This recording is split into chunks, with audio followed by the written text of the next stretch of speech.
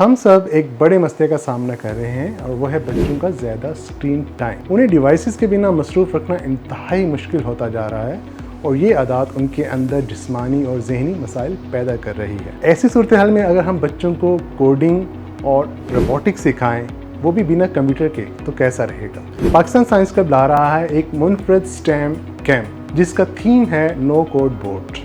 और ये फैक्ट है कि दुनिया में बच्चे सबसे ज़्यादा इसी मौजू में दिलचस्पी ले रहे हैं और लेना भी चाहिए, क्योंकि मुस्तकबिल रोबोटिक्स का ही है। इस 5 रोज़ा कैंप में बच्चे बगैर कंप्यूटर प्रोग्रामिंग के रोबोट बनाने के काबिल हो जाएंगे। ज़रा सोचें कि आप एक ऐसा रोबोट बनाने के काबिल हो जाएंगे जो आपकी कागज़ पर लिखी हुई हिदायत को पढ़ सकेगा, बल्कि उस पर अमल भी करेगा। रोबोट्स के कुछ ऐसे कारनामे जो कि बच्चे टीवी या मोबाइल फ़ोन में देखते हैं, वो अपने हाथों से करेंगे, क्योंकि हम यकीन रखते हैं लर्निंग बाय डूइंग पर। हमारा मकसद कैंपर्स को साइंस और टेक्नोलॉजी से हम आहंग करना, ताकि वे मौजूदा और मुस्तकबिल में आने वाले चैलेंजेस का साइंस और टेक्नोलॉजी की मदद से मुकाबला कर सकें। अपने बच्चों को पाकिस्तान साइंस क्लब के नो कोड बोर्ड में ज़रूर हिस्सा दिलवाएं, ताकि वो कुछ नया सीख सकें।